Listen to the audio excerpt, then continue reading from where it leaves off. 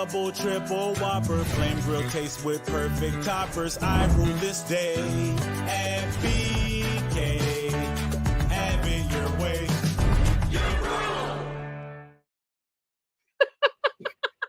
You bastard. Oh, that was worth it. Look, seeing your face while it was going on was worth it. Hello, everybody. Welcome back to Left Side, Strong Side. I'm your host, Chance Ellison. Joining me is my co-host, Mike Deacon. Jacob London could not be here, which is a shame because I would have loved to have him. Watching him in the chat, he's had some hot takes already. He would have been fun to listen to tonight. He would have been fun. I wish he could be here, but he's going through a move right now. I get it, so it's all good. We're gonna lock it down right now.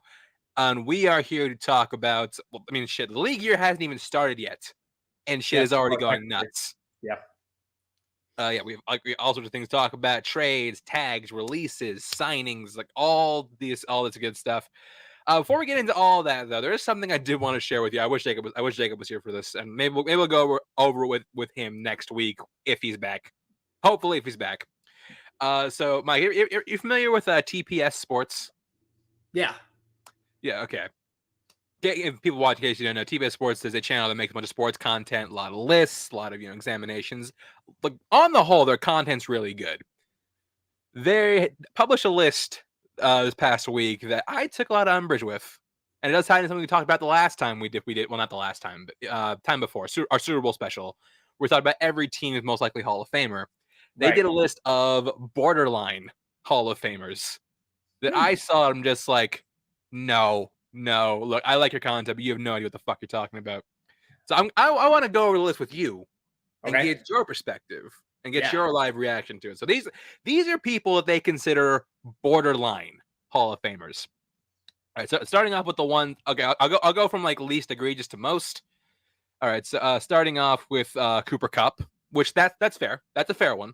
Okay, yeah, he has to prove himself over the career, but dude, he's had one phenomenal season. Yeah. And then a bunch of seasons that were like, okay. Yeah, he's mark. Yeah, like that one's fair. Like that one I'm not gonna beat him up over. Next one is Browns guard Joel Bitonio. Which this one I also vaguely understand. Like this one, I think that he could be a Hall of Famer. He's good. He's been a All-Pro 5 times, a 5-time Pro Bowler over his career, but he broke late. So this one I do understand. Like I think, okay, yeah, but like borderline, I will give you that one. Here's where shit starts to get fucked. The next one on the list, Russell Wilson, a guy who we all said, well, except Jacob, because he's delusional. We all said was easily the most likely Hall of Famer on the Broncos right now. Yeah, he is definitely. Like, look, take like last season aside, dude's still a 9-time Pro Bowler, and it's still like was seen like I think Craig said it best. He was seen as like a lock for the Hall of Fame before the season with Denver. Oh, absolutely, no doubt. He's before this year was one of the most consistent quarterbacks in football. Period. So he's going in. He might not be first ballot. I think he will be. Honestly, I think he will be. If he rebounds with Sean Payton, then I think he's for sure getting it at some point. But I think calling Russell Wilson borderline Hall of Famers, I think it's a little ridiculous. Next one on the list, Derrick Henry. Wow, no, Derrick Henry's getting in. Yeah, like there's no borderline about this one. Derrick Henry is considered one of the best running backs in the league right now, and plus, like even I know running backs are great over time, but like. Terrell Davis had 4 productive seasons, and he's still gotten to the Hall of Fame. Yeah, Derrick Henry's a no-brainer. He's getting in. Yeah, that's absolutely no-brainer. Next one, Devontae Adams. Wow, another one. He's gonna like. I understand why receiver's a tough position because of the quantity of players. There's so many players, but Devontae Adams has been so consistent over so many years. He's been a first-team All-Pro every one of the last 3 years. He's a 6-time Pro Bowler. Led the league in receiving touchdowns twice. Yeah, like the dude. Like I think the dude is like definitely a Hall of Famer. Like there's no borderline about this one. That's ridiculous. Agreed. Next one, Chris Jones. What? Yeah, like where's the borderline with this one? That's one of the surefire. Yeah, like one of the best interior pass rushers in the league right now, not named Aaron Donald. two Super Bowl rings, 4 All Pros, and 4 Pro Bowls. Yeah, Dude has had 65 sacks in his career. Like, this one's ridiculous. Yeah. Yeah, right? Next one. Mike Evans. Mike Evans, holy crap. How many years in a row does he had 1,000 yards? He has literally never had a season with less than 1,000 yards. Yeah. That is a surefire Hall of Famer. Yeah, like he's Super Bowl champion, he's an All Pro, 4 Pro Bowls. And like I said, never had less than 1,000 yards in a season. Like if those are not Pro Bowl numbers, I don't know what is. Sorry, if those are not Hall of Fame numbers, I don't know what is. Yeah, and quite possibly for wide receiver, the best jump ball receiver of all time.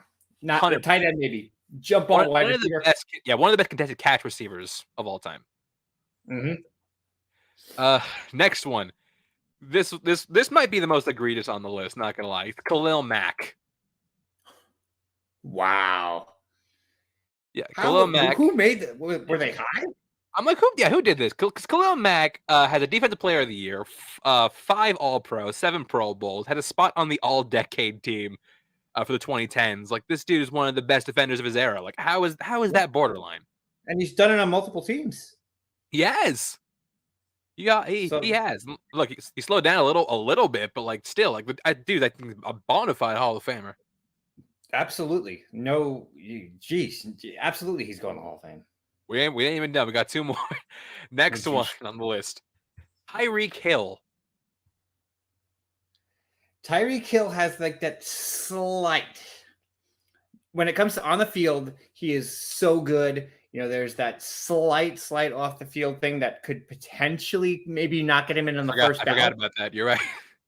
But on the field, look what he did this year. His numbers were insane. I mean, yeah, despite on the field, so he's still got a Super Bowl ring, 5 All Pros, 7 Pro Bowls, and a spot on the All Decade team. Like, again, like a lot of people, like we all agree we're like the most likely Hall of Famers on their team, like Khalil Mack, Tyreek Hill. Yeah. I think we gave Devontae Adams, and like 5 of these guys were on our list. Maybe 6 were like the most likely Hall of Famers on our team. Maybe 7 actually. Now I think about it. And the last one, DeAndre Hopkins. What? Yeah, right. Keep in mind, this dude has again 5 All Pros, 5 Pro Bowls, and led the league receiving touchdowns in 2017.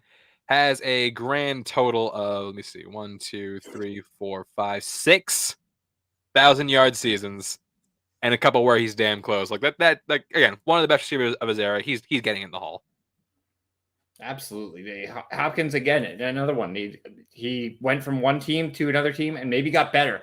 So So yeah, that's what I wanted to share with you. Because I think that list is ridiculous. That's a terrible list. That's an awful list. Yeah, TPS. Shame on you. All right. Now before we get into the actual active play, we have to talk about one guy who is no longer going to be playing.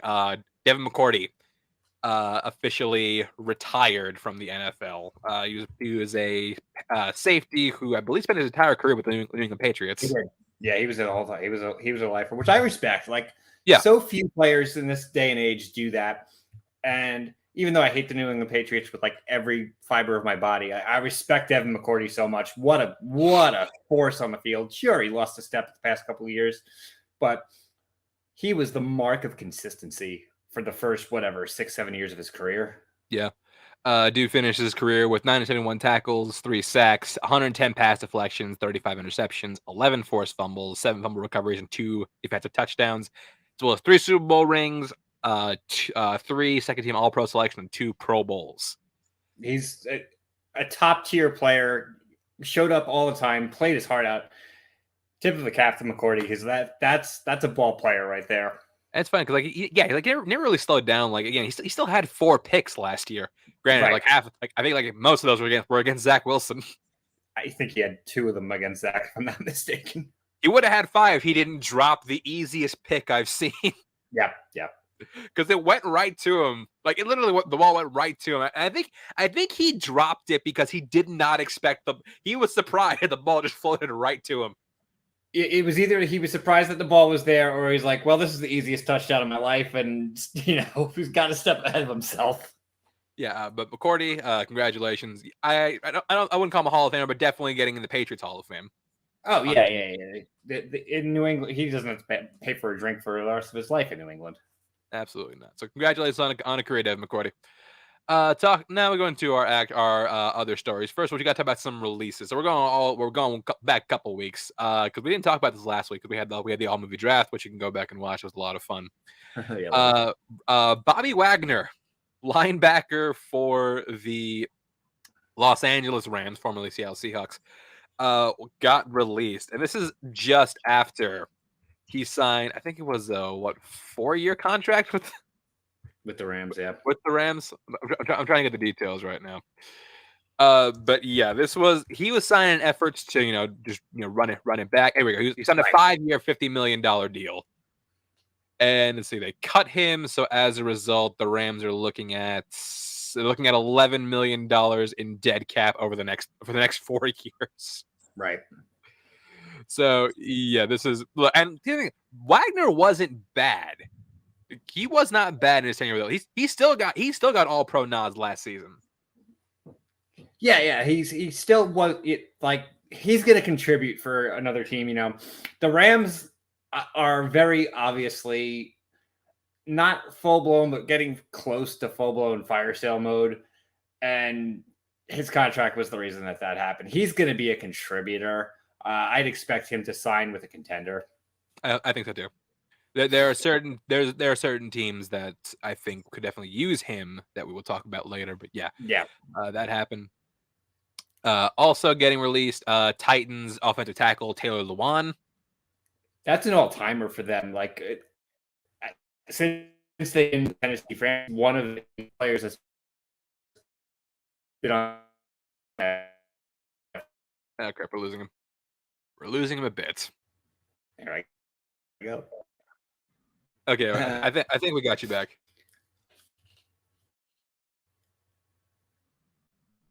I'm back. Okay.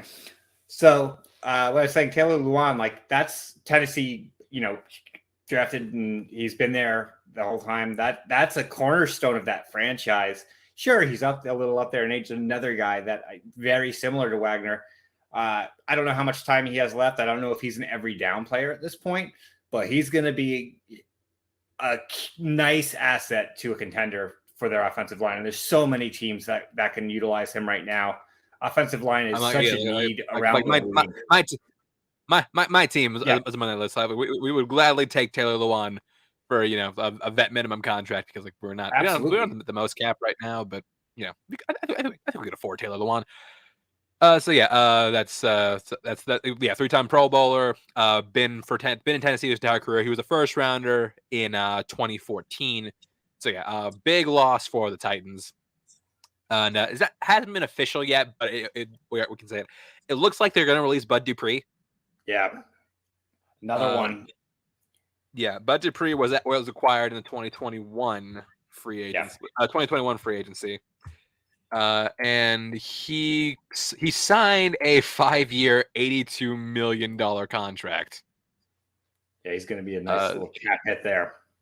Yeah, that's going to be a pretty solid cap hit. Yeah, I cannot find the details of this contract, but yeah, this is this.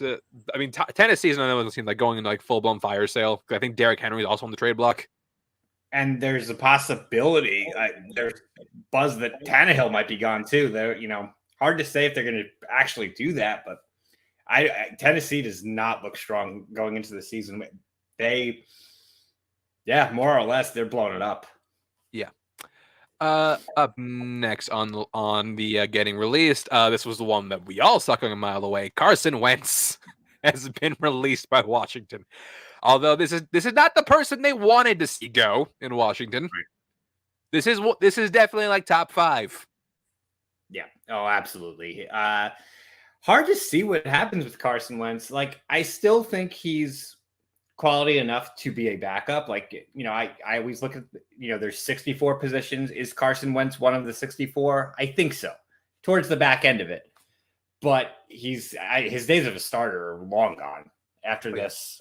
There's no way, there's plenty of teams. There's so many teams with quarterback issues right now that, he will get a job somewhere, but I don't see him starting unless he goes to one of the teams. And I know we're going to talk about a couple of these ones in a bit.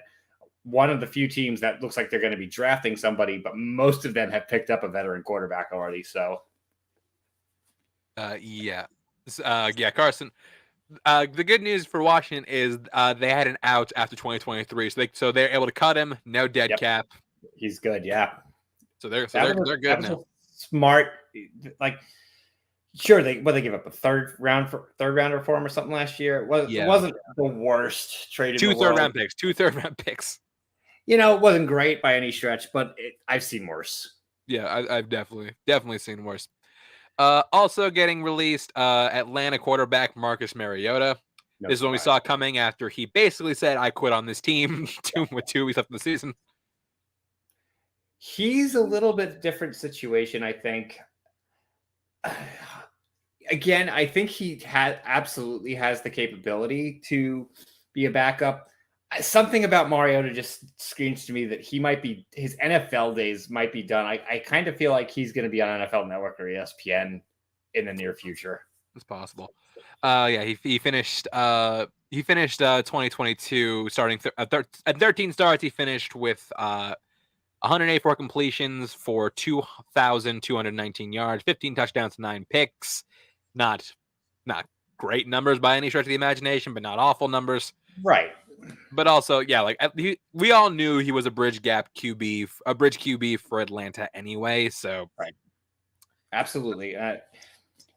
For number 2 picks, just really haven't panned out for quarterbacks in a long time. No. If you're the second quarterback picked, God help you. Yep. Let's see. We got some tagging news. First of which, the first official tag we heard of was the Jacksonville Jaguars tagging tight end Evan Ingram. After the year he had last year, they're very smart in keeping him. He definitely has a good rapport with Lawrence. I would, if I'm Jacksonville, he's not that old. He's starting. He's a seasoned veteran at this point. I would get him in a 3-year deal or so because he definitely helped Lawrence grow. Yeah, dude finished with his best physical season in 2022. Mm-hmm. He finished the year with 73 receptions for 766 yards and 4 touchdowns. Yeah.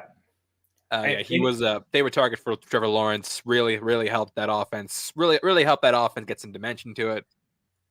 And it's only going to get better for them. They're getting Calvin Ridley now, and so yes, whose suspension was lifted, so he's officially reinstated into the NFL. Yep. Jacksonville's they're going to be an exciting offense to watch this year. Yeah, I'm definitely excited to see what Jacksonville does next year.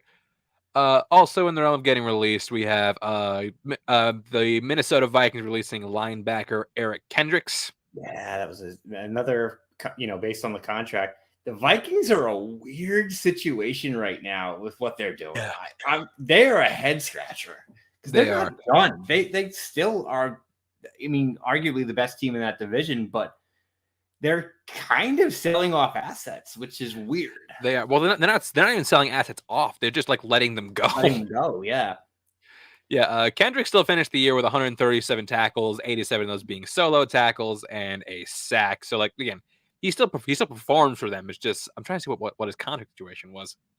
It had to have been the contract. If it had to be the contract, because it's another guy that some contender is going to grab him, and he might not be an every down player, but he's going to be a contributor. Well, he's already been grabbed. We'll talk about that later. But that's right. Let's see. He's only a He's only a $1.9 million dead cap hit for the Vikings. So easy cut. That's Well, it's not the last one. We'll mention Kendricks. We'll get to more of him later. The first big signing, the first big domino to fall in free agency was when Derek Carr signed with the Saints. He signed with the New Orleans Saints for the 4-year, $150 million contract with $100 million fully guaranteed. This does reunite him with the guy who originally drafted him back in 2014, Dennis Allen, who was the head coach of the Raiders at the time. I do like this signing it's a complicated signing because I do think that, yes, he is an upgraded quarterback or the people that did have prior in Jameis Winston and Andy Dalton. However, the biggest problem my concern with Derek Carr is not with Derek Carr, it's with what he's working with. Yes. Now, immediately with that signing, though, the Saints immediately became the favorite to win that division because when you Yeah. look at everything else going on, I like him with Olave. I think Olave is going to do so much better now that he has, that's a pretty big upgrade from Dalton and Winston. So the rest of the team, obviously we'll mention Michael Thomas in a little bit, I'm sure, but the rest of the team, there's a lot of holes in that offense, no doubt. But the combination of Derek Carr and Taysom Hill is an interesting prospect to see how that goes because they've always used Taysom Hill with quarterbacks who were, with the exception of Breeze's last year, that were more mobile. Now they're going to have, I think Taysom Hill is going to be used more as a skill player because Carr is going to be on the field and actually be able to utilize him as a tight end and or, halfback, running back, whatever they want to use him for. It's an interesting situation they're in. I think it's an upgrade. No, yeah, 100%. I do think that bringing in Derek Carr is upgraded QB. It's just my concern of the skill position because we'll talk about Thomas in just a second, but Kamara might go to jail. Yeah, we'll get to that. Oh, no, we'll talk about that. Yeah, Kamara is currently facing jail time for an alleged assault. Now, there's a couple of situations with running back that they can turn to. There's quite a few of them in free agents that there's been very little. There's some movement in running back already, but not much. If they do need to pivot off of Kamara, obviously they're going to have some options. There's one big one in the draft, but I don't think he's going to fall to them. Right. But Kamara also lost a step. I mean, let's face facts. The past 2 years, Kamara has not been the same running back that he's been in a long time. Starting fresh might not be the worst thing in the world for them.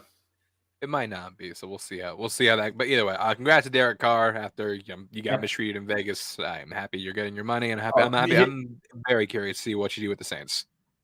After that Pro Bowl interview afterwards, where not that hot. Guess that's why I'm playing somewhere else next season. I was like, oh man, I was hoping he was going to become a Jet at that point.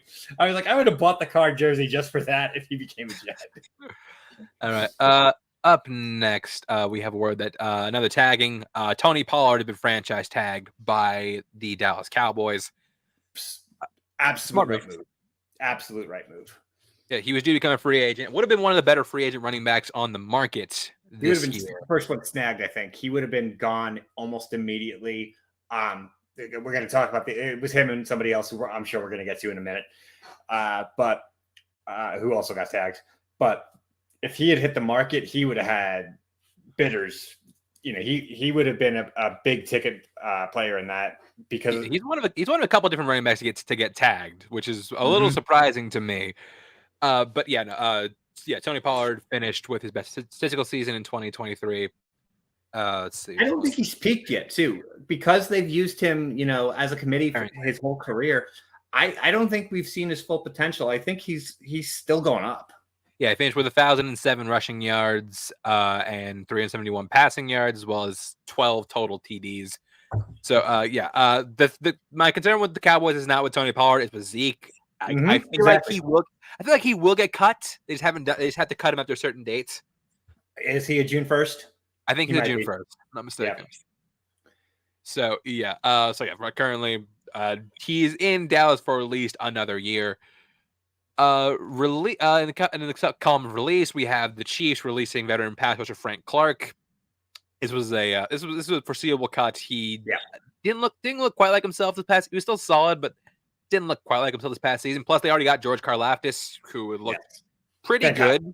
He's got a career ahead of him. Yeah. So we'll definitely see. So this is an easy cut, but this is another guy I can see going to like a vet team, or not, it's not a vet team, like a win now team. Yeah, you're like a Buffalo, like a Philadelphia, exactly, someone like that. Yeah. Also receiving the tag, another running back, Josh Jacobs. This was a mistake on their. Like they had to, we forgot, we didn't get your option, but you're getting tagged. Yeah, I'm a little shocked that he actually took the tag because I don't know if he signed it or not, but if he did, I'm a little surprised because I would think this would be the time to go and try and get your money somewhere else. Yeah, You're he would've coming off gotten your paid. best season. I don't think you'll be more valuable than you are after this one season. Absolutely. After the season So, he yeah. just had, he could have went to several teams and probably gotten paid pretty well. This is Vegas's mistake, though. They had to tag him. They had the option, and they didn't use it. They did. They did have the option, didn't use it. He proved why they should have used it. But he is slated to make. I don't know what the tagging what the tag price is for running For the backs. running back, I'm gonna guess about 11, 12. That sounds right. Let me see. 10 actually. Yeah, so he's 10? getting $10 million fully guaranteed. Yeah, So you know he's got to hope he can replicate the success of last year, because if he can springboard that, he can leverage that into another really nice contract in a few years. But yeah, I mean, good for Jacobs. Yeah, well, and we'll talk about some of the other things that Vegas has done. I'm sure, because they've done a few things. We'll get there. Extended Geno Smith for Seattle. He got a First things 3-year, $105 million extension. Who the hell would have thought that last year? No, absolutely none of us. If there's anybody who, everything he's went through in his career, and I did not particularly like him when he was on the Jets, but right now I'm just like, hey, good for you, man. You proved it. You proved yourself after so many years. You stepped up into a situation where you were just counted out, and now you just got paid. Congratulations, Geno. Yeah, got a Pro Bowl honor as well as comeback player of the year. Mm-hmm. Don't know what it came back from. I guess sucking is the. I guess that's what it came back from. But no, yeah, congratulations to Geno. This contract actually, but the good thing about it is the contract it's voidable after 1 year. So if they have potential out after this one season. So if he goes back to being really bad again, they can cut him and they'll only eat about $17 million in dead cap. But he's still getting $40 million guaranteed. So yeah, good for Geno. And the other thing too to keep in mind, like Seattle is in position right now, depending on how the chips fall in the draft. They have the 5 spot. There's 4 quarterbacks coming up. They might still take a quarterback with that 5 spot. I don't know if they will. It's obvious Arizona's not going to. There's a chance that spot might have a quarterback available, which is why that they have that 1 year out. But good on Geno. Yeah. Now here's where shit starts to get spicy, because we saw this coming, but oh my God, still Lamar Jackson got the franchise tag. But the non-exclusive. Yeah, here's the funny thing. This was non-exclusive, which means he can go and seek out a trade for other teams. So what Baltimore's trying to do is, because look, Lamar Jackson believes he's worth $200 million fully guaranteed. He's trying to test that. He's like, okay, fine. Go test that waters. If any team gives you a contract offer, we will match it. Right. So here's the thing. So either he is okay. So here are the possible scenarios for Lamar Jackson, as far as I see it. Either he goes and he signs with the Ravens after he finds out that he's not going to get the contract he wants from another team. He actually goes and signs, or either he wants out of Baltimore entirely, and they trade him for what can they get for Lamar? Like a first and a second? I don't think they can get a ton. It depends on who it's with. Like if they do it before the draft, it depends on what team they get it with. If it's somebody in the teens, obviously it'll be probably a first and a second. But if it's somebody towards the front of the draft, I don't know if there's maybe a first and a fifth. Yeah. But bottom line, you're not going to get a ton because you don't have a ton of leverage with the franchise tag. You're not going to get a lot of trade value for Lamar Jackson. Right. 3, because I firmly don't believe he plays in the tag. Dude could sit out the entire year. I think that's a distinct option right here. I could see it happening. And he could sit out, let Baltimore just crumble and die, and say, all right, you know what? Fuck yeah, I'm out. Baltimore's done so little in this offseason to strengthen their team. Like, if you pull Lamar off that team, that's a weak roster. Now, there is one more option. I don't think he'll do this, but I do think it's a possibility. He could come back and play on the tag out of spite. He has an incredible season. That's a massive contract next season. Like, all right, you know what? Peace. I'm gone. Either way, Right. I think that there is, I saw like 60% chance we've seen the last of Lamar Jackson with the Baltimore Ravens.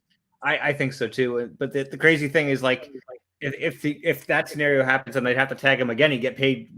On the second tag, he'd get really paid. But it's the Yeah, 1 year. I don't think they tag him twice. I think it's a waste of money. Yeah, absolutely. And I foresee. I think he's played his last down as a Raven. I'd be very surprised if he comes back unless they pay him. Unless they pay him what he wants, which I don't think they will. I think he's They're not done going to. in Baltimore.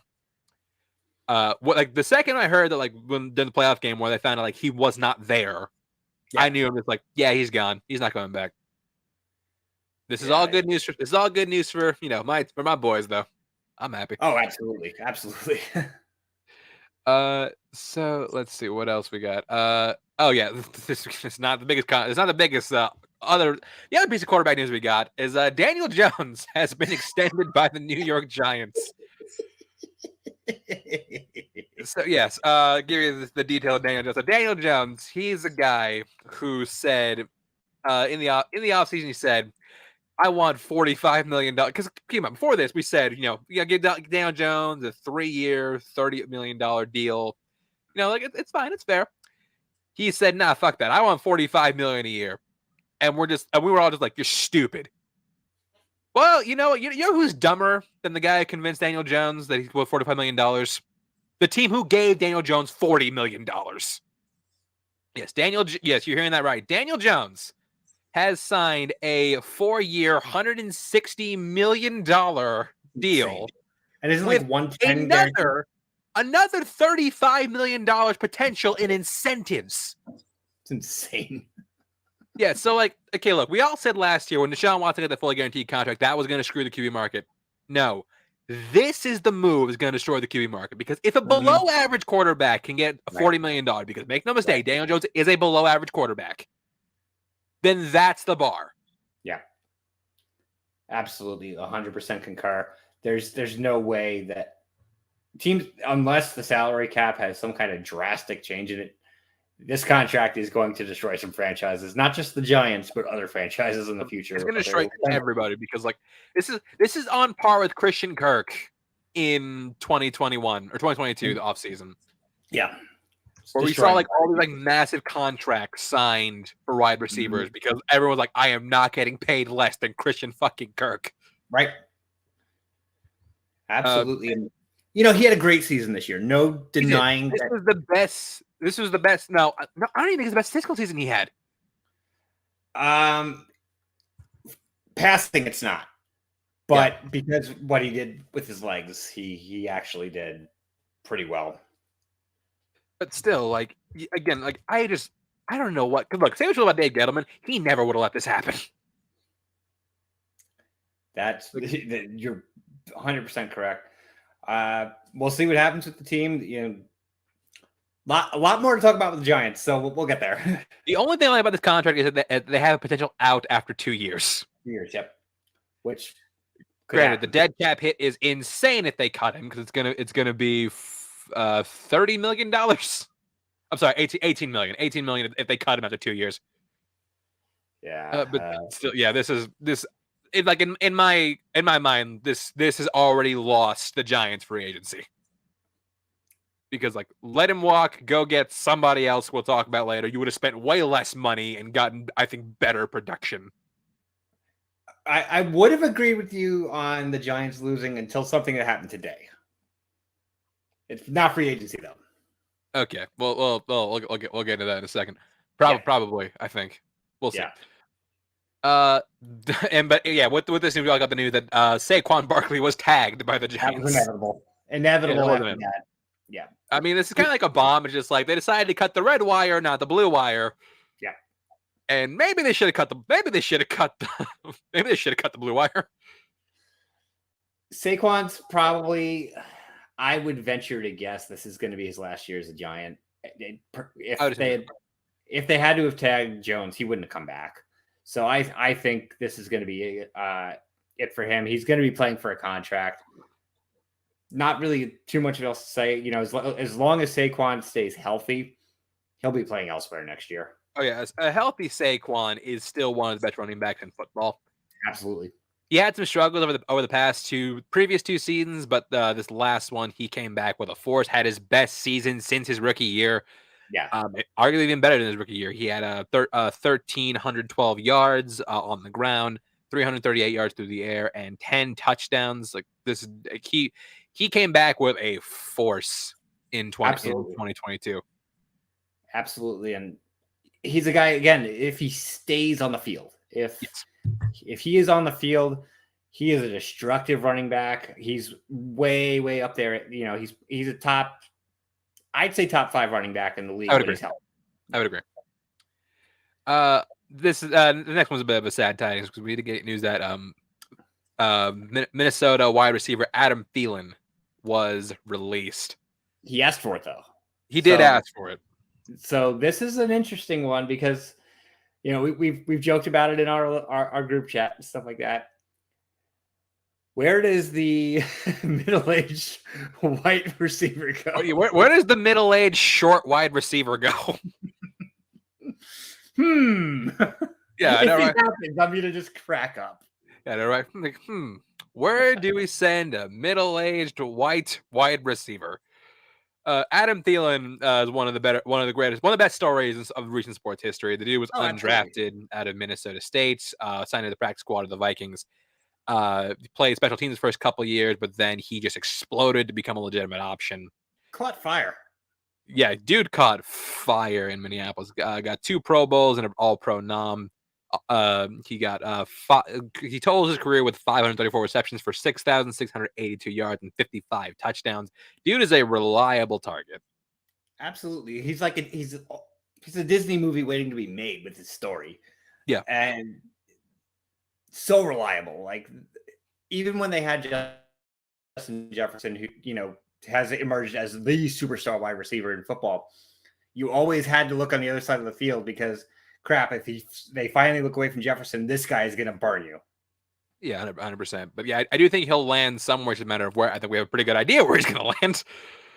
Well, we will see. Especially because they just cut their other white wide receiver. Yeah, and not only that, like there's a few possibilities, but you know, New England they have no wide receivers. They just lost. Yeah. So this could happen. This could happen. Oh man. Yeah. Thielen to the Patriots would be hilarious. We'll see what happens. In the realm of extensions, we got veteran D tackle Brandon Graham signed to return to the Eagles on a 1-year, $6 million vet minimum contract. I think this is. I mean, because if you look at the people the Eagles were potentially losing, they might have been the first people, first team to go to the Super Bowl that couldn't field a defense next year. Right. So yeah, this is a good get for them. Gives them a great veteran presence on that front seven. Still got a lot of holes to fill because they do have a lot of people that they can't resign. I think like CJ Gardner-Johnson's gone. We'll talk about Darius Slay in a second, but and their linebackers we'll talk about in a second. But yeah, this is a good get for them. Yeah, absolutely. Keeping anything they can from this past year's team together is going to be nothing but a win for them. So yeah, the Graham's a solid. You know, it's not a splashy signing, but a really solid signing. It is. One of the biggest news stories we've had is that we finally got word on what Chicago was doing with the number 1 overall pick. So yes, the Bears have traded after Lovie Smith basically gave the giant middle finger to Houston. The Bears secured the number 1 pick. They decided to trade that. We thought it was going to be Indy. We thought maybe Houston would trade up 1 spot, just to pay for their mistakes. But no, like a secret contender came out of nowhere in Carolina, who traded the number 9, number 61, so their first and their second this year, their first in 2024 and their second in 2025, and wide receiver DJ Moore to the Chicago Bears in exchange for number 1. That was the big thing. Like everything else you like when you were reading it, I was like, okay, that makes sense. That makes sense. That makes sense. DJ Moore, holy crap! Like all of a sudden, Chicago has a legitimate like wide receiver stable. Like they have 3 wide receivers, and while none of them are like going to be world beaters, DJ Moore is a solid solid wide Yes. receiver. That is worth the first round pick almost in itself right there. A first or second round pick in DJ Moore, which is going to be absolutely phenomenal for Justin Fields to have somebody like that on his team. They moved down to 9. Yes. And they are now in place to grab one of, if not the best offensive linemen in the draft, which they desperately need. They get the number 61 pick. They can fill one of their defensive holes right there. Next year's first round pick from Carolina, which I'm going to get to for a second, which I think there's a very good chance could be number 1 again. Actually, yes, it could be. And then, the 2025 second round pick. Yeah, like Chicago now has a lot of ammo to rebuild this team with. Chicago is killing it right now. We're going to talk a little bit more about some of the other things that Chicago is killing it in this offseason. They are quite possibly having the best offseason of any team at the moment. Possibly. They're up there. They're definitely up there. And DJ Moore gets what DJ Moore also gets what is probably sadly the best quarterback he's ever played with. That's true. And DJ Moore, I think I saw this stat. Like DJ Moore, if you put his stats for Bears history, he would lead the Bears in receiving yards. Yep. And he's been in the league for 6 years? Yeah, he would have the most receiving yards of any Bear, as well as I'm trying to pull it. Yeah, he had the most receiving yards of any Bear, and would be third in receptions. That's insane. That's absolutely insane. But kudos to the Bears for the trade. Now on the other side, kudos to Bears fans for sticking with this team, for sticking with this sad team. They had a real good day the other day. So they did. They're having a real good offseason. We'll get into more Bear stuff later. They really are. A really good offseason. Carolina's the exact opposite to me, though. Like Carolina right now, yes, they're going to get the number 1 pick. So obviously they're going to use that on a quarterback. This quarterback is going to get thrown to the wolves. Yep. They are literally going to get thrown to the wolves. They have no receivers. They have no receivers. They have a pretty solid defense, but again, they have no offensive help. They really don't have a run. They had an inexplicable run game last year. Like how that run game, how that happened is beyond me. That's not going to sustain. Yeah. They are in the conversation for the worst offensive roster in football coming into this year. Oh, absolutely. 100%. And right now, I'll skip ahead. They came out about an hour or two ago that Andy Dalton was signed by the Panthers. Yeah, we're gonna get into that later, but let's just talk about that because it's Andy Dalton. Who cares? Yeah, it's Andy Dalton signed a 2-year, $10 million deal with the Panthers, which is hilarious considering this literally happened to him 2 years ago. He was drafted by a team right before they got their new franchise QB. I think that he's resigned himself, that he's okay at this point in his career being a journeyman of the Saints last year. Yeah, and he wound up inheriting the role. Good for him. Good for Andy Dalton. But does Dalton start week 1? That's the question. I think he does. It depends on who they draft, and that's the big question mark. That is true. If I don't think they're going to draft Richardson, but if they do, Andy Dalton is starting week 1. Yeah, I think Bryce Young, I think, is NFL ready.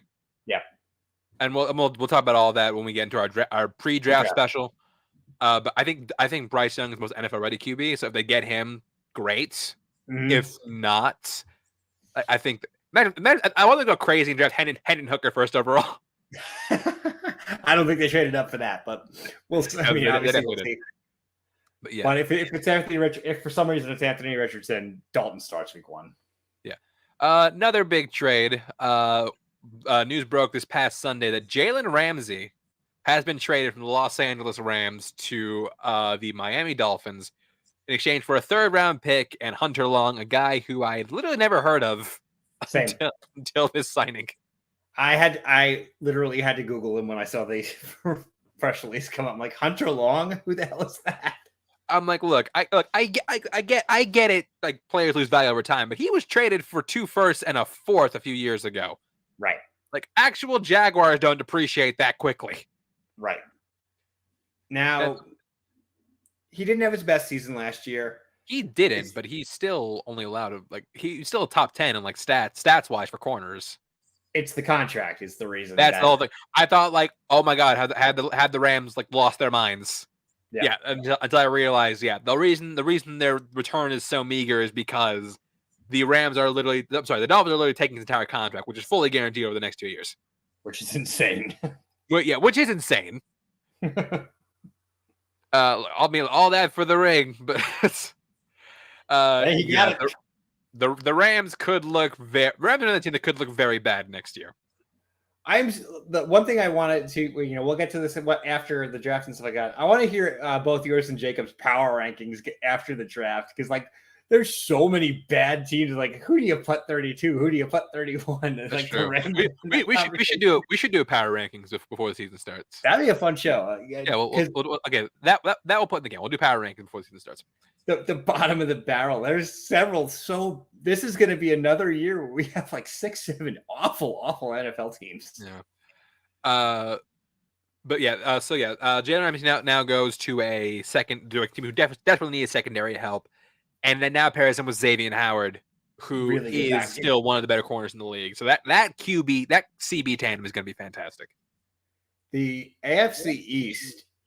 Now it's funny because McCourty's gone, but with the exception of the Patriots, the quarterbacks in the AFC East are just like, oh, I do not want to be throwing against any of those teams right now. Yeah. This is a great get for the Dolphins, who is, I guess, now the newest fuck them picks team, because they only have 4 picks in this draft this year. They are really going all in. They better hope Tua really steps up, because they are mortgaging the future for this season. We'll talk about Tua a little bit later. Extended Deron Payne, after being franchise tagged by the Washington Commanders, was given an extension later for a 4-year, $90 million. Now makes him the second highest paid defensive tackle behind Aaron Donald. To her, and it's like, okay, cool. He is a solid player. Most people, he's not a household name by any means, which kind of for a contract like that, unless you're like an offensive tackle, I don't really see the reason to get that. Yeah, but smart on Washington to sign them, but I think they overpaid him.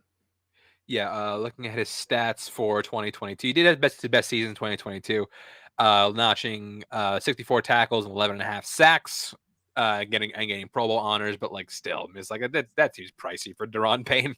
Yeah, absolutely. Solid player though. Like, good to keep on to him. You overpaid, but yeah. Another big trade we had a few days ago. New England Patriots tight end Jonnu Smith was traded to the Atlanta Falcons. This is a guy who signed a 4-year, $50 million deal with the Patriots in 2021. He was traded after 2 years of that contract to the Atlanta Falcons. So they now have 2 Atlanta tight ends on the roster who will not get the ball. I was surprised by this one. I mean, I get it. This was pretty much for salary cap. That's why they only got the 7th round. Jonnu Smith did very little on the Patriots. Hunter Henry did extremely little. Like in both his 2 seasons with the Patriots, he finished under 30 receptions and under 300 yards in both seasons, and a single touchdown. And he's going to. You know what? This is a great pick for the Falcons. But he's going to a situation too. Like, it's obvious. We'll have to see where the Falcons wind up at quarterback after the draft. I know they did something today, but regardless, like, you're going behind Kyle Pitts. Jonnu's not going to be used a ton. This is a depth trade. That's what a 7th round pick is. Jonnu had so much potential coming out of Tennessee, and once that trade happened, it just plummeted. Now the good news is he is reuniting with the former OC and Arthur Smith. Yep. With Atlanta. Maybe they'll figure out how to unlock this offense with him and Kyle Pitts, but God, yeah, he was such a disappointment in New England. He was barely on the field. He was.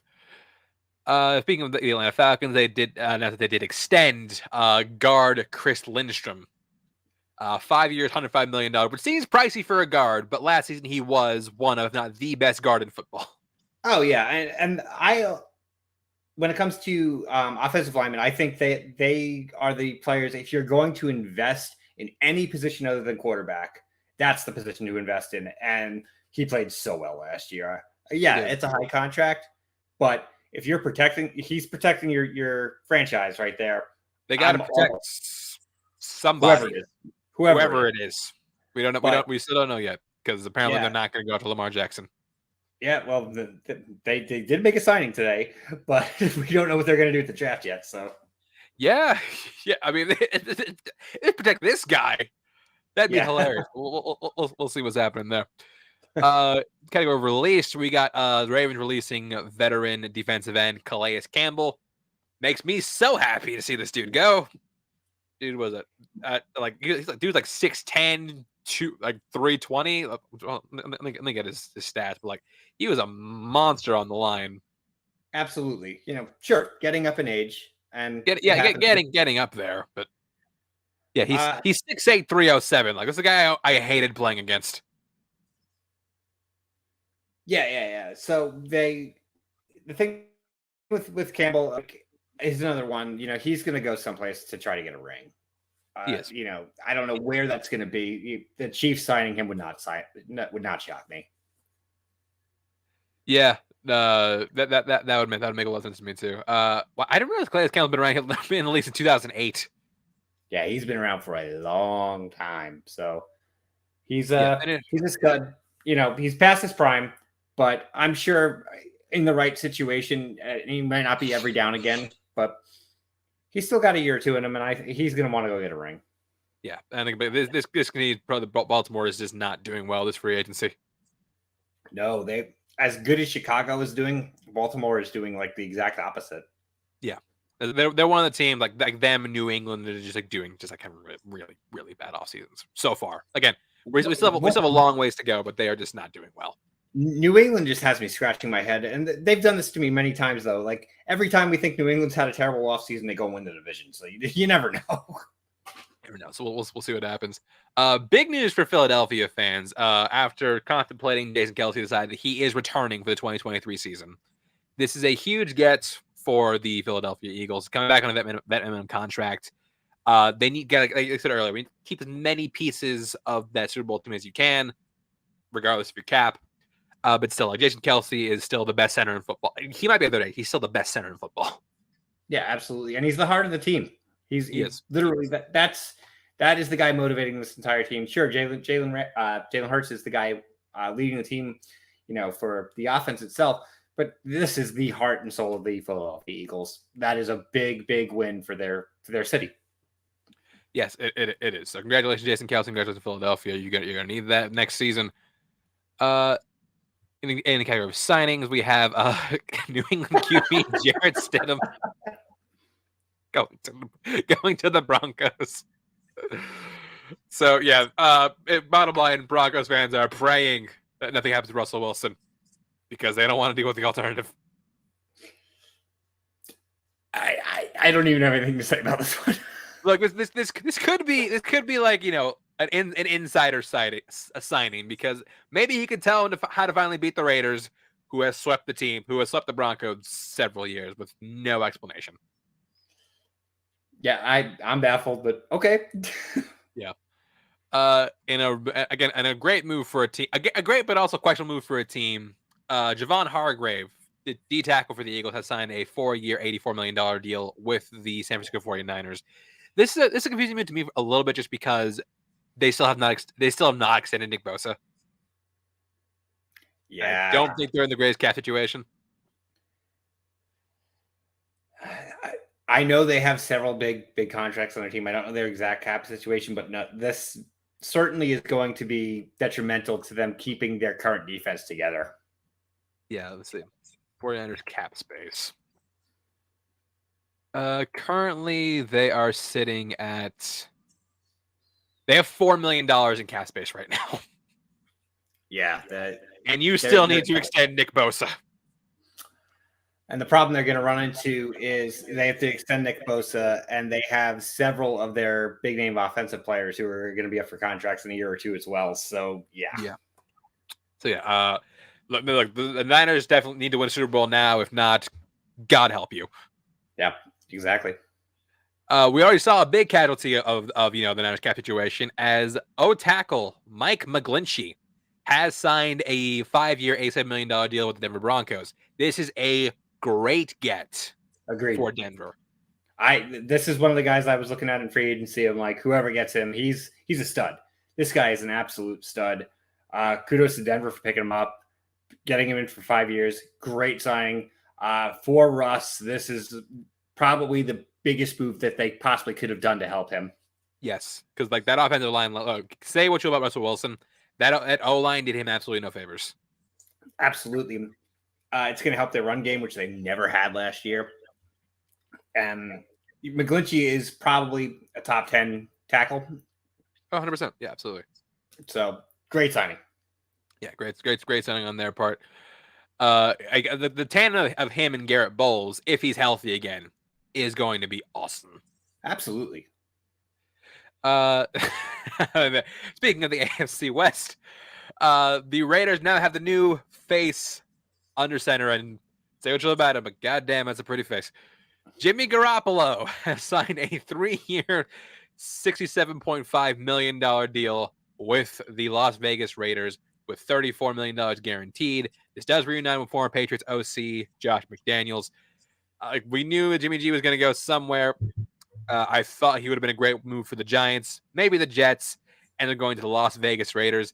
Then I feel bad for him. This guy, I feel bad for Devontae Adams. Yeah, and he made note of it on Twitter, Instagram. He's like, if you haven't messaged me in the past 3 weeks, don't message me now, or something like that.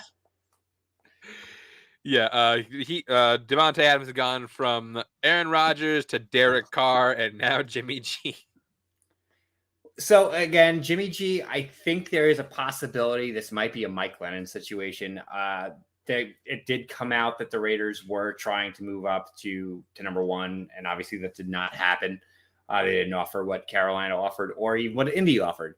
But I do think they're a team to watch to move up to number 3. I don't know that Jimmy Garoppolo is necessarily going to be their long-term starter. You know, they have him on this 3-year deal, sure.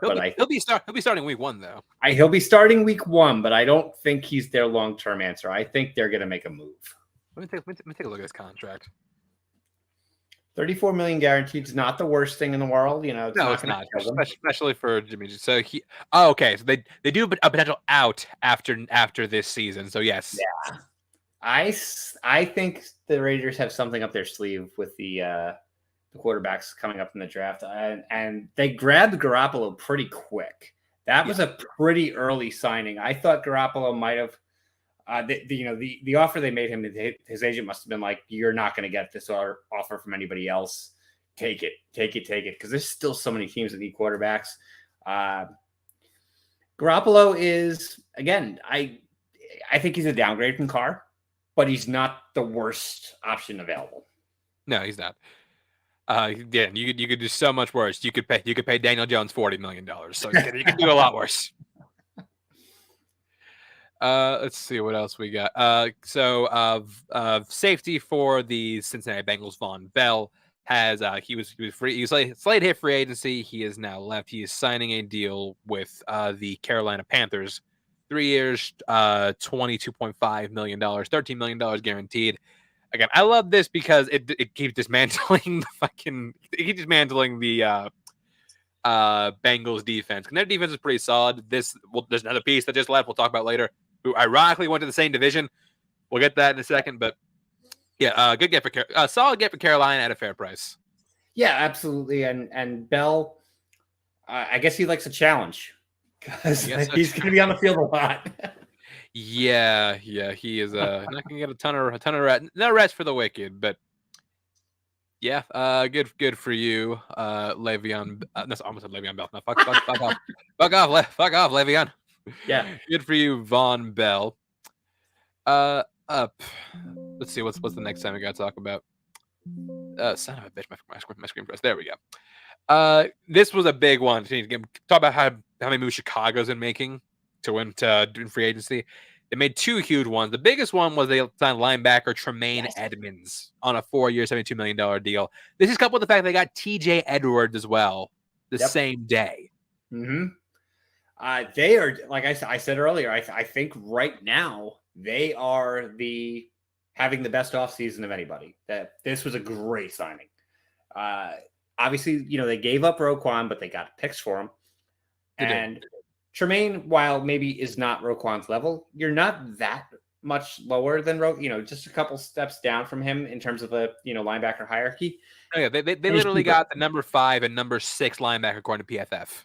Mm-hmm. Yeah, they're gonna be hitting quarterbacks a lot this year. Love the signing for Chicago. Really, especially in division where both Green Bay and Minnesota are getting weaker. Yeah, this is a good signing for them. Chicago's bizarrely this is a team that obviously I don't see Super Bowl in the future in a year or two or anything like that, but you're gonna see a big improvement. This is a really solid signing. I really like this one. I like this one too. Up next, this is a little bit of sad tidings for you, but Mike Power has signed a new deal with the Miami Dolphins, 2 years, $8 million. Look, I don't want Mike White to see the field, but he is a solid backup in case something does happen to him again. I have a feeling he's going to see the field more than he should. But here's the issue with this, though, that Miami has to take into account. Mike White came in 2 years ago and last year, lit the league on fire for a game, and then immediately got hurt. So you're going to have the most injury-prone quarterback backed up by the most injury-prone backup. Yeah. So that's the situation. I know Mike White is from Florida. He grew up a Dolphins fan, so this was kind of like him living out his dream as a kid. That's the team he rooted for when he was younger. So it made sense that it happened. I love Mike White. I actually think he's a great, a solid journeyman. He's still young, but he is a journeyman because he's been on a lot of teams actually. But he's going to see the field. I hate to say it for Tua, but he's going to get on the field. And the question is can he stay healthy? It's a solid signing for Miami. He's one of the better backups in absolutely a top tier backup quarterback. So it's a good situation for him. They got him for cheap, 2 years, $8 million. That's a very reasonable deal. Obviously he wanted to go there. I think he potentially could have gotten more, but he wanted to go there. So that's why that happened. Sad to see him go, but the Jets are a whole nother story. We'll have a whole sub at the end of all this. So also, Simon, we've talked about Von Bell going to the AFC South. He's not the only former Bengals safety to go there, as Jesse Bates, who was franchise tagged by the Bengals last year and was not happy about it. So we all knew, he's not, unless the Bengals really pay him, he's not going back. Probably not going back anyway. He signed a 4-year, $64 million deal with the Atlanta Falcons. This is a great get for them to aid their secondary, anchored by AJ Terrell. And yeah, this again, happy for me, good for me, because now arguably the best player on the Bengals team, and as well as their other safety, are now gone. Right. And Atlanta's actually bizarrely had, under the radar, had a pretty good defense. They didn't get a lot of accolades for it because they lost so many games, but their defense was not the reason they lost a lot of those games. That's a solid pickup for them. They're going to have a good secondary. It's a very good pickup for them. That's a good piece right there. He's not the top of the world's safety, but he's up there. You're a real high quality signing right there, locking him up for 4 years. Atlanta's going to very quietly have one of the better secondaries in football this year, I think. Yeah, we'll definitely see. Up next, this is the one that kind of it hit a little hard for me because I did want us to keep this dude. A former Steelers cornerback Cam Sutton did sign a 3-year, $33 million deal with the Detroit Lions.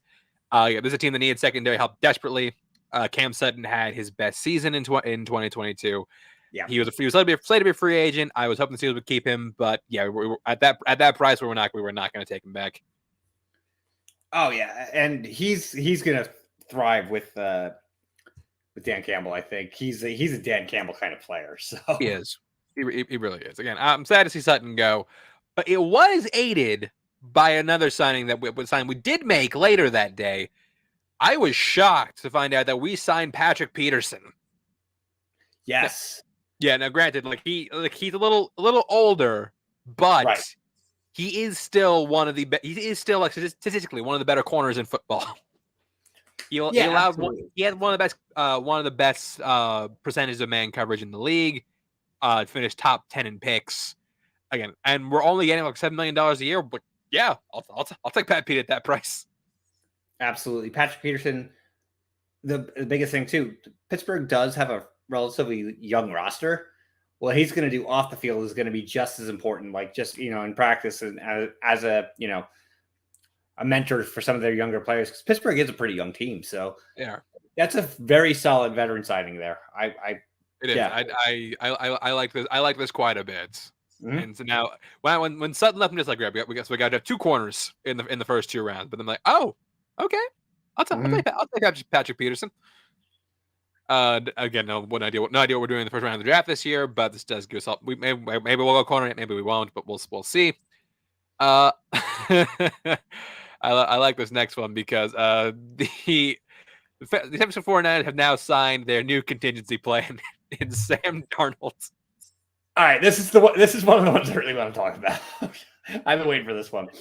So, long story short, what it comes down to is it sounds like they want to have somebody more or less that they're going to be able to rely on for training camp, because they don't know how good Purdy or Lance are going to be. For them, Lance's time frame is like right around the beginning of the season. Purdy just had surgery. But why would Sam Darnold do this is the real question. Yeah. It's like just Sam Darnold going to the Niners just like plan, like we've gotten past plan C. This is really like plan like W. Yeah, this is a really weird situation. Again, going back to what I said before, this 64 quarterback positions. If you're going to be the third string, you're talking 65 and beyond. I'm like, Darnold, what are you doing? Like, you could have went to so many other teams and been a legitimate backup. Like, had been the number 2 on quite a few NFL rosters. You are going on a team that you are going to be a distant number 3 when they are all healthy. Yeah, although I am praying for the day where they have to start him, because It's it's gonna happen. It's going to happen. They will at some point. They will have to start Sam Darnold, and the look on Christian McCaffrey's face is going to be the greatest thing on the planet. I really wish somebody had like a camera on McCaffrey when the deal got announced. Like, motherfucker, I got away from him. Now he's back. It's like herpes. What's he got if he never leaves? Sam Darnold, again, only a 1-year deal, but yeah, he's one of those guys. Like, he's going to be a career back at this point. But although it's funny that San Francisco now has 2 number 3 overall picks, That's true. and they might lose their job to the literal last pick of the draft. That is, I think they're going to. Yeah. Up next, we talked about Eric Kendrick getting released from the Vikings earlier. He signed a deal shortly after with the Los Angeles Chargers. If I find his contract. He anchors. He's going to a team that needs defensive help desperately. Signed a 2-year, $13.25 million contract. Again, this is a team that needed. Look, this is a team that gave up a 27-point lead within a half, so they need defensive help badly.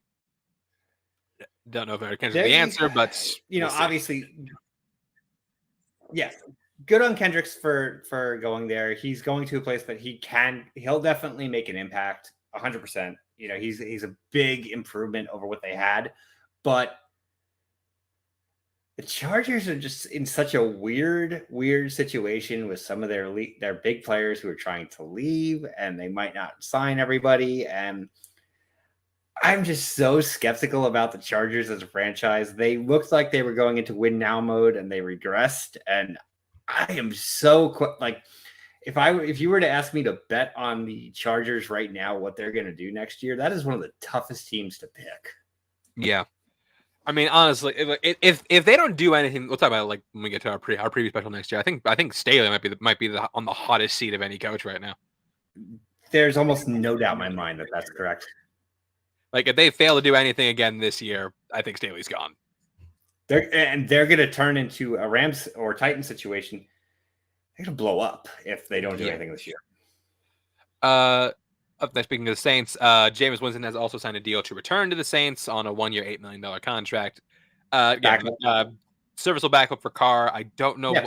I seriously do not know why he didn't see more field time with any. I mean, I get why, but also I feel You telling me Andy Dalton give you a better chance to win than Jameis Winston? But here's my question with this, though. Exactly what you're saying there. He was in this, this system, and they didn't want him. Yet he came back. He came back. I'm baffled. Yeah, I don't understand, but sure, fine. Why not? Up next, Jimmy Ward of San Francisco 49ers safety Jimmy Ward has signed a 2-year, $13 million deal with Houston. Again, they're another team that needs to beef up. Basically, has holes everywhere, so they need to beef up wherever they can. Locker room leader. This is this is the guy. You need a solid veteran. Team is going to be a mess. There's very little way around it. They're not going to be a good team, but he's going to go in there to be a leader. Yeah, they also I didn't write it down. They also signed a 2-year deal with Robert Woods, which does further damage to the Titans. Same thing. Yeah, same thing. Same thing. Quality signing for Seattle in Draymond Jones from Denver D tackle who had a standout season in 2022. Yeah, signed a 3-year, $51 million deal with the Seattle Seahawks, which is ironic considering, there's Seattle is still taking assets from Denver. Yeah, that's true. They're just like, hey, we did it again. But solid signing. Seattle's defense wasn't spectacular, but they weren't terrible. I think they were better than they were in the past couple of years.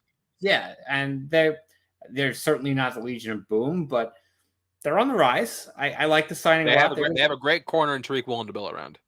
Oh, 100%. He was one hell of a draft pick. Yeah, he was. Let's see what else we got next. The Atlanta Falcons were looking for a quarterback. They didn't get Lamar Jackson, so who else is out there? Taylor Heineke. He signed a 2-year, $14 million deal with the Atlanta Falcons. I saw him just not to start, right? So here's the thing with this one that baffles me. And they're another team, we have so much to talk about with the draft with these teams that are potentially looking to trade up, and they are obviously one of them. Why did they sign Heineke when they have Ritter in-house if they are potentially are they not looking to make a move? Are they punting the season? I don't know the answer to these questions. That's the weird thing because because you're not going for Lamar Jackson. You already said you're not. So are you signing? So are you starting Desmond Ritter? Is he the guy? Are you starting Heineke and have Desmond Ritter behind him? If not, why the hell are you doing with Taylor Heineke? This is a lot of baffling moves on the opposite side of the ball for the Falcons. It does not. Again, their defense is on the rise, but I was very surprised by this one. I would have expected Heineke to go to a place where he was going to be an outright backup, but the thing is that looming overhead that there could be another face coming to Atlanta, and then they have 3 of them, and where do you fit there? I don't know. Yeah, we'll see. This is probably my favorite signing of the free agency so far, as Jacoby Myers, free agent, has signed with Las Vegas Raiders. So, yes, just a reminder, the guy responds. I'm just going to find the fucking play. Oh, damn, I can't. Oh, here we go. The guy responsible for this. Mac Hollins out on defense. He's all the way back. Stevenson. Is anyone going to is inside the 30, flips it back. I believe I can. In sight. Uh-oh. It's picked off. Oh no. Unbelievable. Oh, wow. Incredible. Chandler Jones takes it in and wins the game for the Raiders. That guy is now on the team. I will say this, first off, I can watch that play all day, every day. That is my favorite thing that happened in the NFL season last year, I think. But one of up there. Very good signing for him. He's, the past couple of years, New England's so bad at wide receiver that he was thrust in as number 1. He's going to be a number 2 by far on the Raiders. He's going to be drawing less coverage. This is a great number 2 signing for wide receiver for the Raiders. After Adams, to have Myers on the other side of the field is going to be a really, really nice piece to that offense. He's not super expensive, obviously. He's going to go back to what's his face, their coach, Josh McDaniels. Josh McDaniels, yeah. it makes sense on a lot of levels why it went there, but it is very ironic based on what happened with that flight. Yeah, it is. So yeah, good for. I mean, well, it also aids in losing another offensive weapon, who we'll talk about in a bit for the Raiders. In the category of extensions, we have Raheem Mostert getting extended by the Dolphins for 2 years, for $5.6 million. This is, I think, a very good move by the Dolphins, because look, Raheem Mostert, injury prone, yes. Yeah. But when he's on the field, the dude is, when he's productive, the dude can light a field on fire. Absolutely, he was cheap too. So that's a quality signing, extension. Yeah. That's what we're talking about with the Las Vegas Raiders, because after news of Myers broke, I was at that Darren Waller was traded to the Giants for a 3rd-round pick. So, Chance, I'm sure you know the full backstory of what happened recently with what truly soured Darren Waller with the Raiders. Remind me. You just mentioned his name and it peeked in my head. Darren Waller was trying to keep his private life just private and off the radar. And 1 week before his wedding at the Combine, Josh McDaniels leaked it to the press that he was getting married. Oh, that's right. So he's like, get me out of here. I'm done. Fuck you. The Giants getting him for a 3rd-round pick. Holy fuck. Yeah. Well, it gives him a legitimate option. To give Daniel Jones a legitimate option, which they do need at the receiving position, because like Darren Waller is the best receiver they have, and that's fucking sad. Absolutely, 100%. He is the new number 1 on the Giants. Absolutely. Yeah, this also shows another piece of McDaniels running talent out of town yet again. And Waller's such a good dude to root for. Another one of those stories, man. That dude came full circle, came back around. I think he is going to be a force on the Giants. I truly do think he might actually have his best season with the Giants. If he can stay healthy, absolutely. Mm-hmm. With the departure of Miles Sanders, we announced that Philadelphia re-signed. Had they signed Rashad Penny, I don't have it written down here, but they re-signed Boston Scott. So everyone in New York is just like, fuck. He's going to score 6 touchdowns on us. But, 6 touchdowns on the Giants again. Rashad Penny's an interesting one. He hasn't really played a ton in the past couple of years. Super injury prone.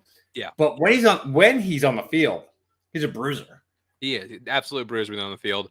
I do think this is going to hurt the Eagles' offense, because losing Miles Sanders, who was one of the better running backs in the league last season, it's a big blow for them. But I do think it's pretty serviceable. Well, they went pretty much full-blown committee, and I think that's partially why Sanders wouldn't want to go back. Gainwell is probably going to be their lead back, I think. He's still in the contract, isn't he? Yeah. Gainwell will probably be their lead, and then they'll rotate. Yeah, he does add to that whole committee. So, I think it's a full-blown committee. Yeah. News that broke today had a big pretty interesting trade. Indianapolis Colts cornerback Stephon Gilmore traded to the Dallas Cowboys in exchange for a 2023 5th-round pick. This is a bit surprising one. I didn't think Gilmore would be on the trade block. I didn't either. Yeah, and for a 5th, like you looking at all the factors, I think the Cowboys made a really good move here. They did. I mean, for a day 3 pick for a guy who's still a pretty serviceable cornerback, aside from Trayvon Diggs, who says now. Yeah, the Cowboys, I'm not saying it's a bad move by the Colts, because, they're obviously, they don't need veterans right now because they are going to be rebuilding this franchise. But for a 5th, I'm like, Dallas made a nice move here. Maybe. Yeah, no, absolutely. Also in the realm of Indianapolis, it was announced today that Matt Ryan was released. No shock. I would be slightly surprised to see anybody pick him up. He's the kind of guy, like, if he does not retire, which hard to say with him, if he doesn't, this is the kind of guy, the deal, I think at this point, he would only get signed if a team is desperate for an injury or something like that. I'd be very surprised if somebody, unless he goes for the veteran minimum or something like that. Yeah. That's one of the things. I guess we can go like the Chargers, or like somebody who needs a solid backup. It's possible. I just think it's gonna. If he's smart, I'd almost say to go the other route and just wait for if somebody's desperate for a quarterback. Like, all right, I'm still here, and go that route. Yeah, Ryan, after winning Ryan, former MVP of the league, finished started 12 games last year after being benched twice, and finished with 3,057 yards and 14 touchdowns and 13 interceptions, and I believe was the most sacked quarterback in the league last season. He was the least mobile, that's for certain. He was definitely the least mobile. In a league with Tom Brady. Yeah, that is true. when you can't move better than Tom Brady, that's some shit. Let's see what else we got. This was one that made me happy. This is news about a couple hours before we went live. The Steelers have extended Larry Ogunjobi for 3 years, $28 million and change. This is a signing I really like. I liked Ogunjobi on the Steelers. I think that it's going to be good to have some consistency in that front seven because look, aside from Cam Hayward, we've had like a revolving door of D tackles like Javon Hargrave, gone, Stephon Tuitt, retired. We just need some stability at the D tackle position aside from Hayward. And he's a very serviceable number 2. Absolutely. I like Ogunjobi. Quality signing. Yeah, absolutely. Absolutely no argument on my end on that one. I do want some offensive line, but we might be addressing that in the draft. I don't know if that's the case. Cool.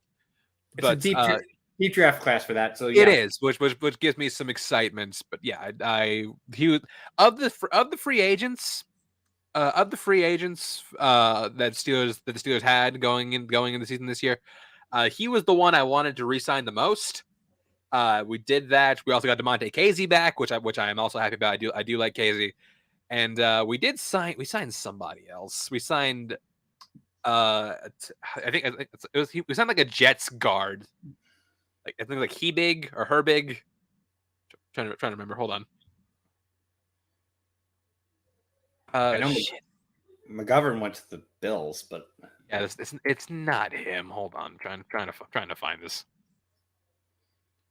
Oh yeah, Nate Herbig. Nate Herbig. Yeah, he was back. He was a backup lineman. Was he? Yeah, I saw him. He signed him to a 2-year, $8 million deal. It's fucking huge. So I'm just like, okay, you know what? Maybe he'll be an upgrade. Maybe. We'll see. Let's see what else we got. In the realm of extensions, we have James Bradbury getting extended by the Eagles. Huge get for them. Yeah, huge move. Absolutely, that was one of their most important people to keep on the team. Well, especially given the news of like another cornerback with the Eagles, who we'll get to very shortly. Yeah.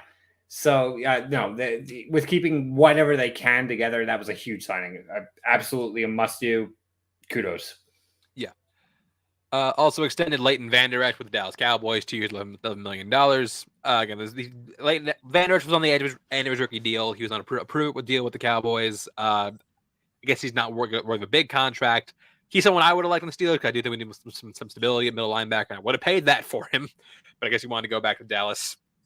Yeah, he's shown signs of at times he's been really great. At other times he hasn't been. But for that kind of contract, Dallas, yeah, absolutely you do that. And him taking the hometown bonus, the hometown discount, I like that.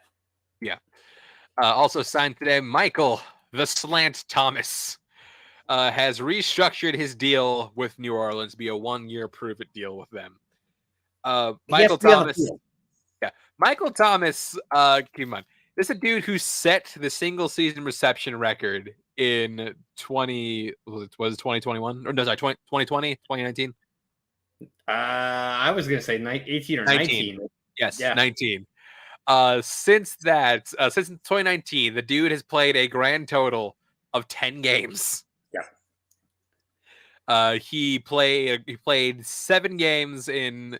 He played 7 games in 2020, didn't play it all in 2021, and played 3 games last season. I struggle to think of another wide receiver who has regressed as much as him. Yeah, it's hard because this is a dude who when he was on was one of, if not the best receiver in football. Mm-hmm. But he's just gone so south. Yeah. I will be Keep in mind, surprised. Ryan Robinson was shot twice and still played in more games than Michael Thomas with a toe injury. Yeah. Thomas is, if he plays past this season, I'll be shocked. Yeah, like it might be it for Thomas, which is a shame because like the dude could have been a Hall of Famer if he could just stay on the because like those first 4 seasons with New Orleans, phenomenal. His Everything second after that, and third different story. Yeah. Mm-hmm. That's it. So we have one more contract to talk about. Before we get into that, we do have to talk about some high profile players who requested trades. Yes. One of which is we alluded to it, Darius Slay, who has requested a trade from the Eagles. Well, sorry, he got permission to seek a trade from his agents by the Eagles. Darius Slay, I'm pulling his contract right now. Darius Slay is currently still under contract with the Eagles through the next 2 years. Sorry, yeah, sorry, for the next. No, sorry, just next year. Like next year's his last one under contract, barring a restructure. He's currently owed 17.5 million. He's currently at $26.1 million cap hit. That goes to 21.2 if he's cut, barring a restructure. I do think that the Eagles need to do what they can to keep him because he is still one of the best cornerbacks in football and one of the best players, if not the best player on the defense. He was. I was going to say, I would say he was the best player on that defense. I get he's unhappy, but like, dude. Well, and like the reason he was unhappy is like the weirdest thing because they were apparently going after Matt Patricia for a job on the coaching staff. They didn't end up hiring him, but I get the idea that they were even considering that was too much for Slay. And it's like, no, fuck this, I'm gone. Slay, like, you got to look at things in perspective. Obviously, there. If you're going to get traded from the Eagles, there are very few opportunities you are going to have to win this season. Yeah, that is about as high of an opportunity to get back to a Super Bowl as you have right now. Tough it out for this season. If you're on your last year of your contract, stay with them and then get paid next year. That's what I would do. I would go back to the Eagles if I was Slade because like I also recognize that like they need him. But yeah, this is I think Slade would be making a mistake by leaving this team. Absolutely. Another high profile trade requested Austin Eckler. His agents That's a big one. Have got permission to seek a trade, which is huge. Would be a huge blow for the Chargers if he were to leave. He was the cornerstone of that offense in so many games this year. Yes, absolutely. The dude finished leading the league in both rushing touchdowns and receiving. I'm sorry, not rushing touchdowns. I think all-purpose touchdowns. What he led in. He had 18 total touchdowns in the year. If I'm Buffalo right now, I'm on the phone with the Chargers. I'm like, all right, what do you want? We'll throw you our second and third or something because he would be such a fit there. Yeah, and the reason he's seeking a trade is because last year's last under contract. He's trying to work out a long-term deal with the Los Angeles Chargers. It's currently not going anywhere, so they have given permission to seek a trade from another team. It depends on what he wants. Because if he wants to win, there are several teams that will easily give up draft picks for him right now. If he wants a contract, that's another story because I don't know that any of those teams that would be in the position to do that would be willing to give up their assets. Yeah, so we'll see how that transpires. Now, the last thing we're going to be talking about today, Aaron Rodgers. So yes, let's look at. We're gonna break this all down. So this all started when the Jets agreed to meet with Aaron Rodgers. Now, why was that a big deal? Because they had to get permission from the Packers to do that. Mm-hmm. So yeah, the Jets reps went to meet Aaron in California. Aaron flew out to New York to meet the Jets reps. Sauce Gardner was talking it up. Was talking of the trade. I think it was like he burned the cheese hat to summon Aaron Rodgers. So yeah, he did that. Then we got all like tons of words like the trade is set. Trey Wingo. Like we keep getting a lot of words about this. There was the whole darkness retreat. We're just like not going to hold people hostage, even though technically he might not be holding the Packers hostage. They might know what's going on, and we just don't know. He's holding the Jets hostage. He's holding the Jets hostage because he doesn't say he's coming back next year at all. That's the thing. He does not say he's coming back next year at all. But there was news that broke today that he said, like, okay, I'll maybe go to you, but if you want me to come, there's some guys you need to sign. One of which was Alan Lazard, who they did sign to a 4-year, $44 million contract. First things first, regardless if Rodgers comes or not, I like that signing because we already have Garrett Wilson.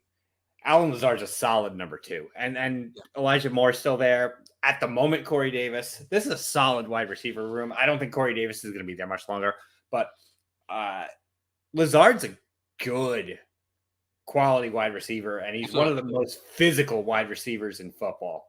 He's actually one of the best blocking wide receivers in the game. Yes. Which, even if Rodgers does not come, I'm happy with this signing. Yeah. So now here's the thing. So we still have no word on what Rodgers is doing. Again, the league, we have an idea that we'll get an announcement tomorrow because that's when the league year officially starts. Well, he's also announced he's going on Pat McAfee at 1 Eastern. That is true, and yeah, because Aaron Rodgers Tuesdays did not happen today. It was holding out for today. So yeah, we just gotta figure out like what's happening because I do think Rodgers is gone. Like if I'm being honest, I think he's going to the Jets. I do think he's going to the Jets. Mike is praying he goes to the Jets because if not. Well, here's the thing: is like, quite honestly, I don't like Rodgers. Like, I don't like to root for Rodgers at all. However, if he does not go there, what the hell are they going to do? Yeah, that's the thing. What's the backup plan if he doesn't go? Gardner Minshew? Like that's pretty much about it at this point. Matt Ryan? Like, geez. Throw the bank at Lamar Jackson? I don't think the Jets do that, though, because their offense is not set up for him. That's true. That is true. So at this point, it's if they don't get Rodgers, it's like, fuck, do we just revert to Wilson again?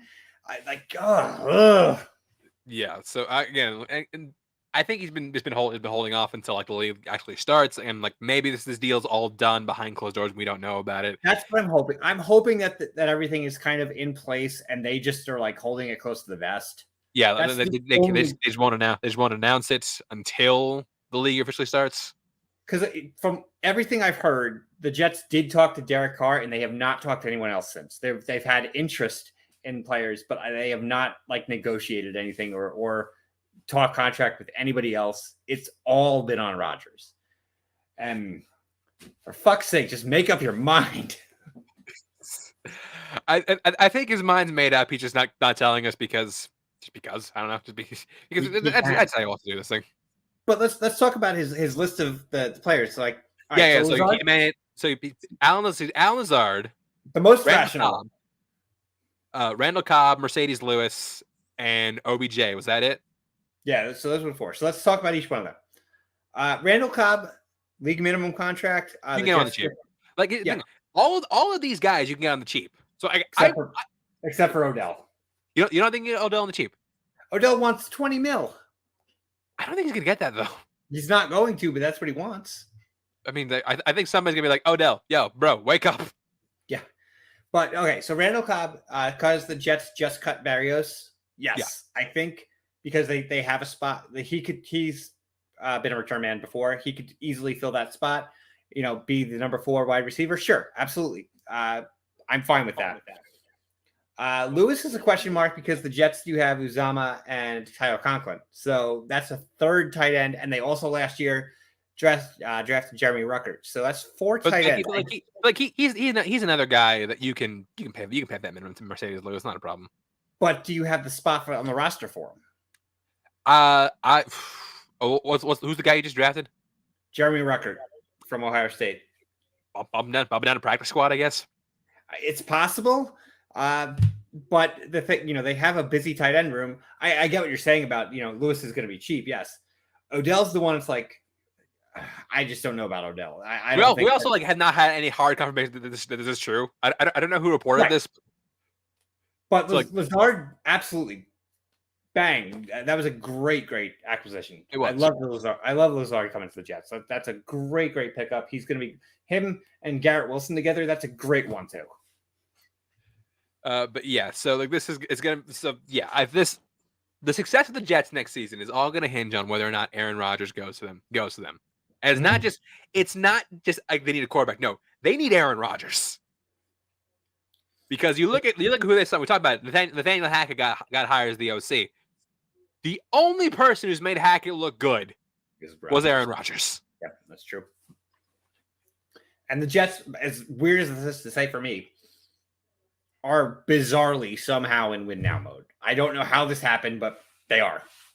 You got a good defense, got good young weapons. If they had, what we said before on the show, if they had a competent quarterback last season, they're in the playoffs. They probably were the 6th seed if they had a competent quarterback. Probably. Problem is they had Zach Wilson for most of the year. If they had a healthy Mike White, if they did not start Flacco, I mean, they started 2-2 with Flacco, but sure. if they had Mike White in instead of Zach Wilson, they might have won the extra 2 games they needed. Yeah. But so yeah, and look, as I say, AJ saying they need Lamar Jackson. We both disagree because that offense is just not programmed for Jackson. It's not built for Jackson. I know why people are saying that, but that offense is not built for his style of play. It's not. So yeah, I think that's we'll need. Okay, so like, I mean, my question: as a Jets fan, do you want Rodgers right now because of the circumstance? Yes. As with my head, yes. With my heart, no. When it comes to that, because I don't want to root for Rodgers. However, I am well aware of what he's going to bring to the team. And I'm well aware that all of a sudden Garrett Wilson is going to skyrocket in the wide receiver rankings if he has Aaron Rodgers under center. Yeah, I mean, and keep in mind, like all these demands he's making, I don't think are crazy. Well, aside from, I mean, OBJ, if the OBJ one is true, I don't think that's crazy. It's just like, I don't blame Rodgers for asking for it. I just blame Odell for asking for $20 million. I don't think he's going to get it. My issue. Good. Yeah, the problem is the Jets are going to have to restructure stuff to get Beckham if he's asking for that much. The Jets are going to have to make more, like they've already started making moves to get Rodgers, like the Berrios, like I said. One of them, they're cutting space. I'm pretty certain that Corey Davis is going to get cut too. So they are making moves, but they're doing this to make the money for Rodgers. They're going to have to make more moves to get Beckham, who's not a proven commodity right now. Sure, when he's healthy, absolutely he's great, but missed an entire season. We had this happen with Le'Veon Bell. I don't like this. Yeah, Le'Veon Bell, and we all laughed in Yinzer when you did it. But yeah, so I think that it's all depending on how much, because Aaron Rodgers is owed a lot of money next season, and they'll figure out a way to switch the cap. I'm sure they'll restructure the contract to Rodgers will probably make out more with what will happen, but if they don't get Rodgers, the Jets are not a playoff team. If the Jets get Rodgers, they're a high wild card team. 100%. Potential division winner. With the way the Bills are, we really didn't talk about them a ton, but they haven't really done anything. They haven't done anything, and they've lost. The best thing they've done, they lost Tremaine Edmonds. They re-signed Matt Milano because they had just needed to. They decided to re-sign Matt Milano instead of Tremaine Edmonds. They signed McGovern. Which is a solid get, but yeah, like that they haven't done a ton. Like they need to try and they were in win now mode the last 2 seasons, and they failed both times. Yeah, absolutely. So yeah, like Aaron Rodgers, the Jets, that pose a legitimate threat to win the division. Yeah, if they can get Eckler or Derrick Henry, yeah, if they can really shore up their run game, they might have a chance. But they are more vulnerable this season than they were, and Miami is loading up too. Miami's getting stronger. The Jets, if the Jets get Rodgers, they've gotten stronger, and I'm worried if I'm the Bills. Yeah, and New England is going to be the worst team in the division. Yeah, we've waiting for this day. Day. That's gonna do it for the show here today. So yeah, free agency, like the league year, legal tampering officially starts tomorrow. So we're probably going to see a lot more moves and a lot of other things happen. But yeah, once that happens, we will come back and break down some more stuff. But that's it for tonight. Mike, your plugs before we head up. Yeah, absolutely. So obviously you'll see me here on Tuesday nights when we do go on in the off season. Wednesday nights, you can find me on What the Show podcast with AJ Lancaster, Justin the Juice, and my wonderful wife, Bethany Deacon. Tomorrow night, we are concluding the Heroes bracket with Lego is going to be our special guest host. And we have something really, really fun coming up, which we're going to post about on our Twitter. It is going to be called the exact phrasing is going to be the What the Show Cutthroat Trivia Contest. More details to come. All right. And find me on Twitter, Instagram, Chance Sports _91. Check out the Notorious by Chance podcast, where podcasts are found. We are currently in our movie of March. Our theme this month is Legacy sequels. Our episode on Tron Legacy is out right now. Our next episode is going to be out this weekend. It's for a movie that we are both dying to talk about. Just think, you want a hint. It's from a franchise of a recent Oscar winner. So I'll give you that as a hint. And we'll possibly be live on Thursday this week. Just talk about all the Oscars and everything that broke down this week, the past couple of weeks. Thank you for watching. That's gonna do it for us here. Thank you for listening, and we will see you next time.